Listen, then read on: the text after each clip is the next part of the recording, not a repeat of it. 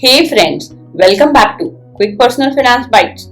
Today I want to talk about what kind of investment process normally sophisticated investors follow. There are several key considerations that typical investors follow in their investment decisions.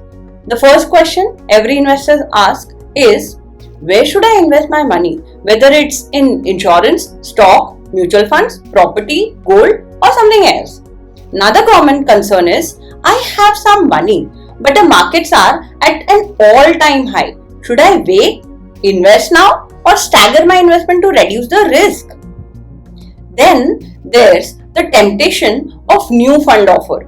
Investors often wonder, should I invest in these as well? And the market performing well, the question arises, should I take a chance and invest in stocks? Finally, many investors think about diversification. I want to spread out my investments. What are the other options available? Now, these are all valid questions. But have you noticed the common thread? The focus is always on the markets, investment options, or the fear of risk. But in doing so, we often overlook the basics of investing. All these noises distract the typical investors from their true purpose of investment. Now let me ask you something. Imagine you make the right decision and your investment performs well. Your money doubles. But can you confidently say that you will meet all your life goals with these returns?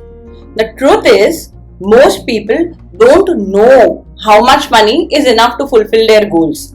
That's because they haven't taken the first step, which is identify what their goals actually are. Setting goals help you understand how much you need to save and how much you can afford to spend. It creates a balance between your current lifestyle and future needs. So ask yourself, do you have a financial plan in place? If not, don't delay. The cost of starting late can be very high. Here, I would like to encourage you to check out my other short video, namely, do you know how much is enough to fulfill all your goals? Where I have shared a real life case study. So, stay tuned for more such insights in my upcoming videos. Keep learning and keep simplifying your financial life. Thank you.